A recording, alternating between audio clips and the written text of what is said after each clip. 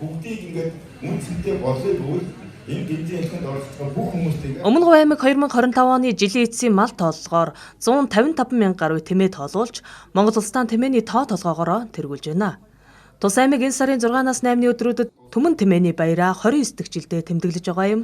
Энэ хүрээнд Өмнөг аймгийн хүнсгөөтэй аж ахуйн газраас тэмээчид, тэмээ судлаачдыг хамруулан тэмээ судлал ба хөрөнгө оруулалт сэдвээр форум зохион байгуулж байна.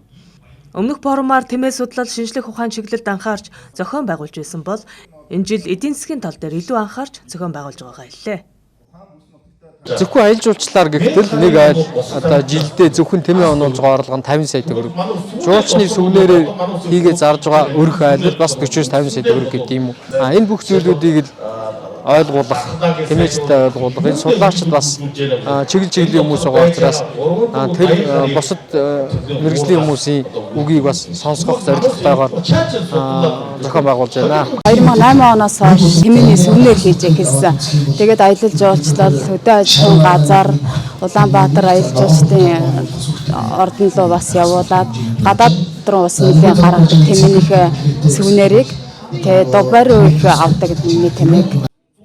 Тэмээ судлал ба хөрөнгө оруулалт форумд Өмнөг аймгийн хүнсгөөтэй аж ахуйн газар, Тэсо групп, Ингэний сүүний ферм, Бүгд найрамдах Хятад ард улсын Өвөр Монголын өртөн засах орны тэмээ судлалын төв хамтран оролцож, малчтад тэмээнээс гарах ашиг шимээр хэрхэн эдийн засгийн үр өгөөжийг хүртэх боломжтой вэ чиглэлээр мэдээллийг өгч байна. Мөн хөрс зэрэгэлдээ улсад тэмээнээс гарах бүтээгдэхүүнийг дэвшилтэт технологитой хоршуулан чанар стандартад нийцсэн бүтээгдэхүүн үйлдвэрлэж, зах зээлд нийлүүлж орлого олж байгааг малчтад танилцуулж байна. Ингийн сүгээр нэг 20 гаруй бүтээгдүүд тэмээнэ бөх босод төрлийн элдвжиргээд нийлээ нэг бас нэг 20 гаруй 40 гаруй бүтээгдэхүүн гэтийн дахил дээр борлуулна. Ерөнхийдөө байж тээ ингийн сүүнээ борлуулах гэтийн чахал дээр бол 30 тэрбум юунэ борлуулалттай. Тийм учраас бол бас дэлхийд ашигтай байгаа. Түүхэнд үнэтэй байсан болоод тэгээд тэмээний үнэмж одоо өснө гэсэн үг шүү дээ. Би бол тэмээг одоо 30 гаруй жил болж байна. Өмнөг аймаг хоёр бүх тэмээ сүргийг өсгөн үржүүлэх, тэмээ соёлыг түгээн дэлгэрүүлэх, өвлүүлэх, амьдын үнэлэмжийг нэмэгдүүлэх, аялал жуулчлал, мал аж ахуй, үйлдвэрлэл зэрэг олон талаар хөгжүүлэх зорилтыг тавьж, үе шаттай төсөл хөтөлбөрийг хийж хэрэгжүүлсээр байна.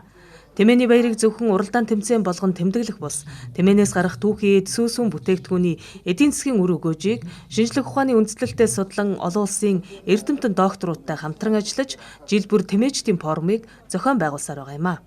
Ингэснээр тэмээчид туршлага судлаж, харилцаа холбоогоо өргөжүүлэн, мэдлэг мэдээлэлтэй болж, сүүлийн үеийн тоног төхөөрөмжийг ашиглан, бүтээгдэхүүн боловсруулж, борлуулан, өрхийн орлогоо нэмэгдүүлэх зэрэг олон талын боломжоор хангагдаж байгаа юм а.